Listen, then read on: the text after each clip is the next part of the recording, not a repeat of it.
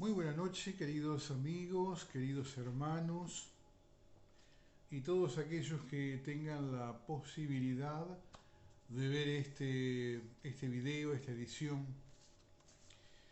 Hoy quiero comentarles acerca de temas que están relacionados con lo cotidiano.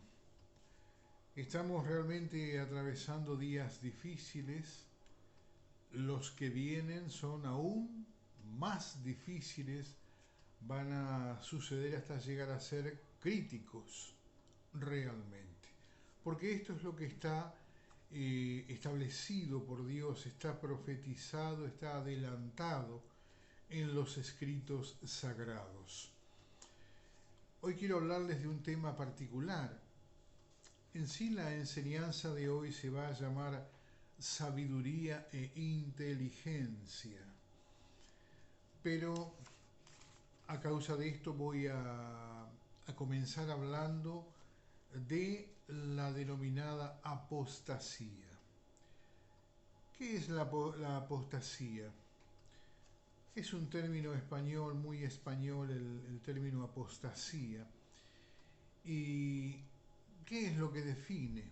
Apostasía involucra a aquellos que han abandonado la fe. Abandonado si es que alguna vez realmente practicaron la fe.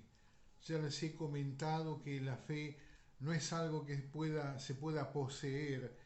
Está muy mal cuando uno declara yo tengo fe o yo tengo mucha fe. Y en realidad está muy mal. Muy mal definieron en la traducción cuando el Señor les habla a sus discípulos. Por el Señor me refiero al Hijo de Dios, a Yeshua, el Mesías, el enviado, aquel ángel del pacto. Cuando se refiere a sus discípulos y les dice, ¿por qué dudaron hombres de poca fe? Está mal porque la persona que tradujo lo tradujo conforme entendía él qué cosa era fe.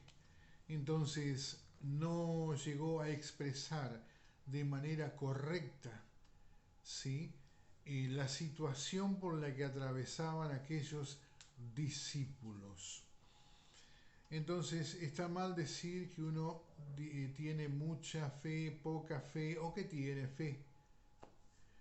¿Sí? La fe es una cuestión de práctica de la obediencia a Dios, a la palabra de Dios y obediencia a la palabra. Entonces, la fe se practica o se deja de practicar, pero no se posee.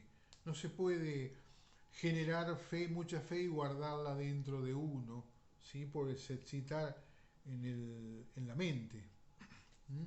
No se puede, no se puede. Entonces, esto para que quede verdaderamente claro. Entonces, hay un texto en el primero de los escritos de Timoteo. Estoy hablando, pongan atención que hablo de escritos y no de carta, porque está otro término que está mal empleado. Carta es algo muy personal. El término carta define como un escrito que va de una persona hacia otra puntualmente, ¿sí? No va a un conjunto de personas. A un conjunto de personas sí se dirige un escrito. ¿eh? Entonces, en el primero de los escritos de Timoteo y en el capítulo, precisamente en el capítulo 4, habla de la apostasía, de que ya estaba esto profetizado y que sin lugar a dudas se cumpliría, porque la profecía obviamente había partido de la boca de Dios. Y como Dios no miente, no se equivoca, esto debía cumplirse en algún momento de la historia. Ustedes saben que para que un hecho se cumpla deben reunirse ciertas condiciones, ya sea, como en este caso de la apostasía, condiciones de incredulidad, condiciones de rechazo a la palabra de Dios, condiciones de haber sido seducidos con algo parecido a la verdad, pero no siéndolo. ¿Mm? Y ustedes saben que parecido no es lo mismo. ¿Mm? Ya dejó de ser original, dejó de ser la palabra verdadera. ¿Mm? Entonces, dice aquí el profeta Timoteo que la apostasía habría de venir. Entonces dice, en los postreros tiempos, algunos apostatarán de la fe, atendiendo a espíritus engañadores y a doctrinas de demonios. ¿Cómo es esto? Eh, Él indica que algunos apostatarán de la fe, ¿sí? ¿De qué manera abandonarán la verdad? Dice que atendiendo a espíritus y engañadores y a su vez atendiendo a doctrinas demoníacas. O sea, el Señor dijo que lo que es más de la ley de Dios, lo que es más de los escritos, de mal proviene. Quiere decir que esta gente se ha involucrado con cosas que están más allí de la palabra de Dios y atendieron a ello, entonces abandonaron abandonaron en este caso la práctica de la verdad, que es eso es fe. ¿Mm? Bien, entonces, pero hay un texto también en los escritos de Luca, ¿sí? Luca es el término correcto, no es Lucas, ¿sí? El término correcto es Luca. En el capítulo 18 y en el verso 8, ahí habla el enviado de Dios, su Hijo, el Mesías. ¿Mm? Cualquier rey le confiaría las cartas del reino precisamente a su hijo primogénito. No se las daría a otro hijo, digamos, dentro de los humanos, a aquel en que tuvo para su gestación, su nacimiento, eh, ha tenido participación un padre biológico. El Mesías es el Mesías precisamente porque no tuvo en su concepción, no tuvo participación de padre biológico, de padre humano. Por eso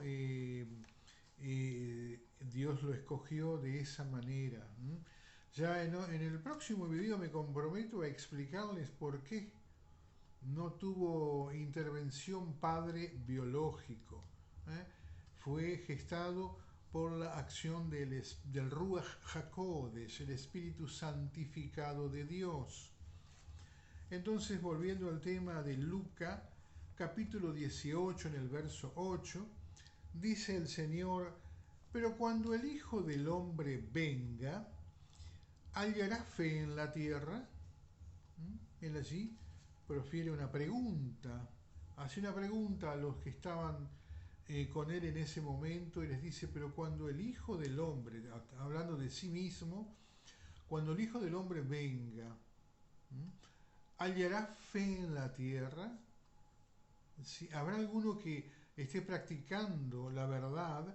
O sea, que alguno que esté practicando la fe, como diciendo, es muy improbable esto. Mientras que Timoteo dijo algo que se contrapone con esto, y dijo que algunos apostatarían de la fe. El Mesías en este caso todo pregunta en Lucas, cuando el Señor venga, el Hijo del Hombre venga, ¿habrá alguno que tenga fe, que practique la fe? Eso quiso decir. Entonces, evidentemente, uno de los dos textos ha sido mal traducido, ¿sí? Y yo me inclino por el texto escrito por Timoteo, por el escrito de Timoteo, ¿sí? Porque no se puede, la Biblia no tiene contradicciones. Los que tienen contradicciones somos nosotros, los hombres, los que tenemos contradicciones. En este caso, la persona que tradujo es obvio que cometió ese solecismo, error insalvable, del cual se desprende una mala enseñanza, una mala interpretación y una consecuencia más delicada todavía, que es una aplicación errónea de los textos que muchos creen que son los correctos, que son los que llevan la verdad. Ahora la pregunta del Mesías era, ¿en qué venida? Porque hubo una venida, falta una segunda y aún una tercera, ¿sí? Pero cuando el Hijo del Hombre venga, ¿hallará fe en la tierra? ¿En su segunda venida o en la tercera? Claro, está refiriéndose a la tercera venida, porque en la segunda dice el texto muy claramente, tanto en Daniel como en los escritos más del Brit Hadashah, del pacto renovado, dice que cuando venga en su segunda oportunidad, lo hará en la gloria de su Padre y vendrá como Señor de justicia. Vendrá con los ángeles de ambos lados, los que sirven a Dios en forma positiva y los que sirven a Dios en forma negativa. ¿Por qué? Porque así se llevará a cabo lo que erróneamente esperan como arrebatamiento. El arrebatamiento que se va a llevar a cabo es el de los desobedientes. No van a ser los hijos obedientes de Dios. ¿Por qué? Porque nosotros todavía tenemos muchísima tarea para hacer aquí en esta tierra. Y si desapareciéramos ahora, ¿quién queda para hacer la obra de Dios? La obra de Dios finalizará con nosotros aquí pisando esta tierra. No vamos a ser excluidos. Sí, de los juicios vamos a ser excluidos, pero vamos a ser protagonistas. Entonces, el Señor está hablando aquí de su tercera venida. Cuando Él venga en su tercera venida, que vendrá para reinar por 1000 años, entonces, ¿hallará fe en la tierra? ¿Habrá alguno que practique la verdad? Una excelente pregunta. Bien, entonces, ¿se puede evitar este estado del alma, el estado de la apostasía? Porque la apostasía es un estado espiritual. La apostasía es una entidad, ¿sí? Es es un principado, ¿sí? Tiene que saber que las entidades y deidades tienen rangos. De aquí se tomó el ejemplo para los ejércitos de la tierra, los ejércitos terrenales, de los ejércitos celestiales. Entonces, de aquí es que la apostasía es un principado que tiene capacidad de trabajar en todo el globo, en todo el mundo a la vez, como siempre por orden del mismo creador, de Dios. ¿Sí? Pero como dije, la apostasía es un estado del alma. ¿En base a qué trabaja la apostasía o qué es lo que le abre la puerta para que ingrese? Porque ninguna entidad ni deidad va a donde no es invitado. Partamos de esta base. Según un texto en el libro de Job, es decir, traducido Job, 28, capítulo 28, verso 28, dice que el temor de Dios es la sabiduría y el apartarse del mal la inteligencia. Ahora, esto está dentro del estudio de la cosmovisión hebrea. ¿Sí? Bien. Ahora, esto es como nos enseñaban antes en el colegio. ¿Se acuerdan del sujeto y predicado? Bien, aquí pasa lo mismo. El temor de Dios, sujeto, es la sabiduría, predicado. Apartarse del mal, sujeto, ¿sí? Es la inteligencia, predicado. Bien, Estos textos nos indican, ¿qué cosa nos indican? Miren, a partir del conocimiento de Dios vendrá la sabiduría, ¿sí? A partir del conocimiento del temor de Dios vendrá la sabiduría. Y a partir del conocimiento, del apartarse del mal, vendrá la inteligencia. ¿Mm? Pero ¿cómo vendrá? ¿Cómo se presentará? ¿Cómo lo identifico? Hay formas pero muy específicas que Dios mismo ha dejado, ya como si esto fuese el mejor de los tutoriales. Esa es la ley de Dios. ¿Mm? Es un libro que enseña vida, dicta valores. Entonces, de allí se desprende que solamente a través de la ley de Dios se puede perfeccionar el alma. Por eso el Salmo 19, en el verso 7, dice, la ley de Hashem les recuerdo que significaba el nombre, la ley de Hashem es perfecta que convierte el alma. Entonces, esto obviamente tiene que pasar indefectiblemente por el alma. Un texto bellísimo que aparece en Mishlé, en Proverbios, capítulo 2, y en el verso 6, dice que de la boca del Señor viene la sabiduría y también de la boca del Señor viene la inteligencia. Esto quiere decir que debemos alcanzar una relación tan estrecha con Dios como de padre a hijo y de hijo a padre, para que entonces ese padre, a través de la aplicación correcta de su ley, él nos declare, ¿sí? Como un buen padre instruye a un hijo, como un buen padre nos va a declarar dónde está la sabiduría y dónde la inteligencia. Pero todo está en base a la ley de Dios, porque nada existe en este universo que no esté contemplado en la ley de Dios, no esté encerrado, por así decirlo. Entonces, hace falta conocimiento, hace falta instrucción.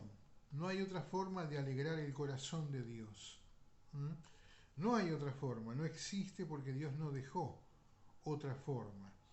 Dios quiere hijos instruidos, ¿sí? Dios quiere hijos instruidos. ¿Para qué?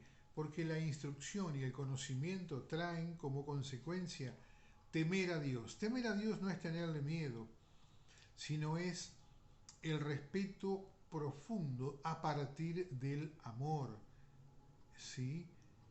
La ley nos enseña a amar a nuestro Padre Celestial y nos enseña a identificar a nuestra Madre Celestial, que es la Torá, es la ley. Entonces, teniendo conocimiento de la ley de Dios, identificamos el temor y el temor nos llevará a conocer la sabiduría y hacerla propia, hacerla parte de uno. Teniendo conocimiento de la ley de Dios, nos llevará a apartarnos sistemáticamente del mal. No debemos esforzarnos por apartarnos del mal. Sería en vano, sería hacer las cosas con nuestras fuerzas, lo cual no agrada a Dios. Entonces debemos estudiar Torá y ella misma nos enseñará, nos instruirá en cómo debemos hacer para apartarnos del mal. ¿Sí? Y de esa manera identificar la inteligencia que nos la declarará nuestro Padre Celestial, el Creador. Baruch Hashem, bendito el nombre. Mi correo electrónico, moredaniel5778 moredaniel5778 gmail.com. Espero me escriban, por favor, les pido encarecidamente. Vienen días absolutamente críticos y quiero hablarles de ellos, quiero explayarme, quiero compartirles estudios, escritos también. Que Dios los bendiga rica, grandemente. Shalom Aleichem, paz a ustedes.